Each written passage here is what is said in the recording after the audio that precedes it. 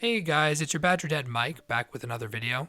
Now that I've gotten a few different videos under my belt, I wanted to return to Arcane, particularly because the video I made, How Arcane Respects Fathers, blew up in a way that I did not anticipate, particularly the comment section, which was incredible, both in terms of the support and interesting ideas that came out of it, as well as the discussion, which I really did not anticipate for a channel my size. So thank you everyone for contributing there.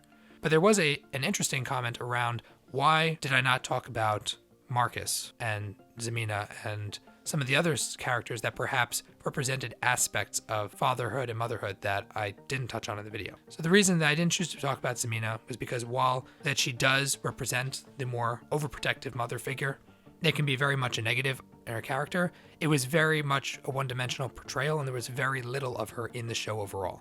Outside of her telling Jace, you're taking too many risks, you're doing too much, and then her stepping over him to try to seemingly protect him, but actually taking away his agency and his ability to make independent choices as a young man. But I didn't think there was the depth there to talk about. The Marcus point, though, was more interesting, because one comment in particular presented Marcus as the better father figure over someone like Silco, who somehow, because he is a villain and presented as more of an evil character, that somehow makes it he's a worse father than someone like Marcus.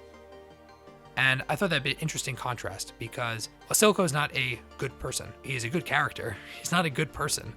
The fact is that he does do a lot for his daughter. And Marcus, while presented as the more flawed, guilt-ridden, struggle character, Marcus is the one who I think is, if anything, shows us a number of negative traits of being a parent and particularly a father. I think it's something that we should explore a little bit through the concept of point of no return.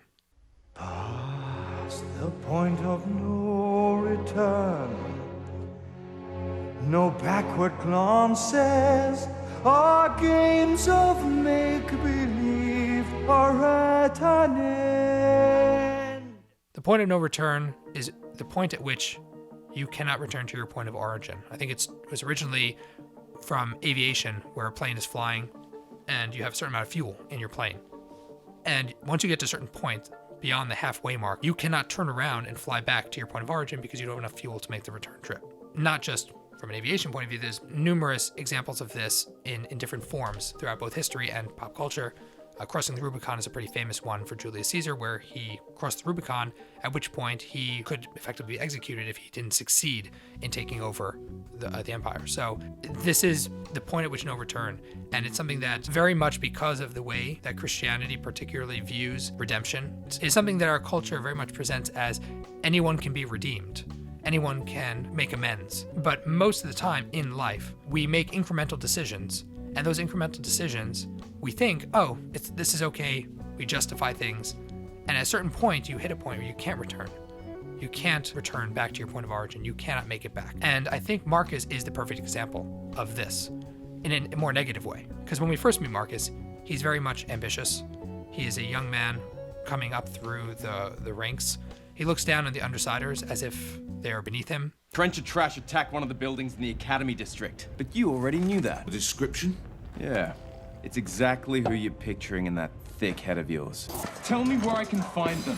Top side of business ain't my concern. It's every one of you Trench's concern now. Give me a name.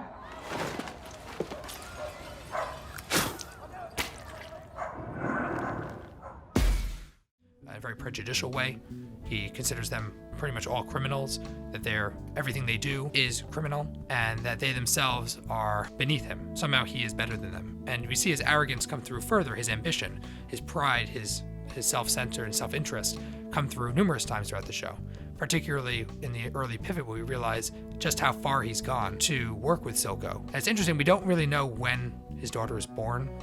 The show doesn't dwell much on the daughter, or his wife, or any sort of family at home relationship. We don't get a lot of him coming home and sitting down and having dinner and spending time. We don't get a lot of that because he's a side character. But it seems it's pretty clear that when he's young, in the earlier part of the show before the time skip, he probably doesn't have a daughter, doesn't have a child. And a lot of these decisions are for himself, completely self-interest, and he makes pretty bad decisions. You people down here are all the same, mistaking arrogance for bravery. You think you're standing up for something? But we all know there is a crime behind every coin that passes through this place. You're just a small man in a little hole the world forgot to bury. And I'm gonna bury the lot of you. Yes, they reward him financially and position, but it sets him up for major failure later in his life. And you can kind of anticipate this coming based on the decisions he's making. He's getting into bed with very dangerous people, but he does it anyway. 6! She pushed it too far this time. The council's up in arms. I can't make this go away for you unless you give me something to work with. Arresting her would be doing you a favor. Oh, that's tidy for you. What if I'm not interested in playing along? Now, even if he has an inkling of having children in the future, this is going to loom over that situation. And is he not self-aware enough? Maybe. Maybe he's just young. But by the time you get to the time skip, he's certainly older. He's had plenty of time to self-reflect, and his daughter is now should be part of his decision-making. And yet he continues step by step by step to not just do things his own way, the way he locks up Vi, instead of, it's unclear whether Silco asks him to kill her or to get rid of her or to make sure that she died. End of episode 3. We don't really know 100%, but what we do know is that he holds Vi separately and he lies to Silco. Now you could say this is his guilt coming through, but it's also selfish. It is selfish because it puts further risk, the fact that he can antagonize Silco and further decisions he makes. In terms of he accepts Silco's pushing and pushing and pushing for him to do more and more things, to look the other way. People get hurt, people get killed. It's okay because he's making bank. He's doing well. He is as corrupt as the people he looked down upon. And it's all for self-interest. You can't justify and say he's doing it for his daughter, because he's not. He didn't need to. He's doing it for himself, and he's continuing to do it for himself. And the fact that the show presents it when Silco finally calls him on it, his daughter is as much a piece in this equation as anything else, that Marcus realizes kind of how far he screwed up and that there's really no way back. Being separated from your father. She's in a safe place. She's in the lanes. Control her. Then of what use are you? I'll track her down. I can fix this. Please. Everyone makes mistakes, right? What's important is that we don't repeat them. Oops. Oh, so sorry. Accidents happen.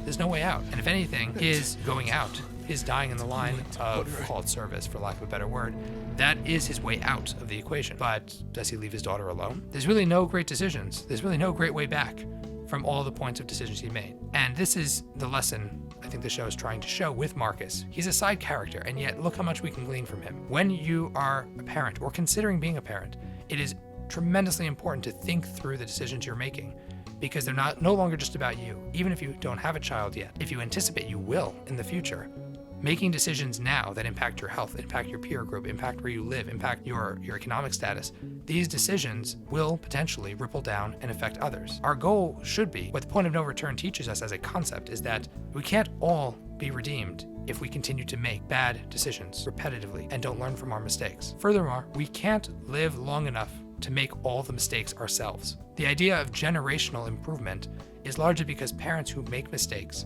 learn from their mistakes, educate and show their kids how to avoid the mistakes. And then those kids are better positioned to achieve and to make fewer mistakes, fewer big mistakes in their lives. And you can have this from generation to generation that leads to massive growth and positioning away from a lot of negative influence, negative education, and to avoid a lot of these pitfalls. Marcus had numerous opportunities to step back, and if anything, Silco put everything else on the line to protect Jinx. He was willing to sacrifice and throw away all his personal ambitions for his daughter. Does that make him a good person? No. But that's not the point. I was discussing him as a father figure, protecting his daughter, raising his daughter, guiding his daughter to his best of his abilities. He does a significantly better job than Marcus, and Marcus is, if anything, the example of how he should not. Let me know what you guys think down below in the comment section. It's your BadgerDad Mike, signing out. Until the next one.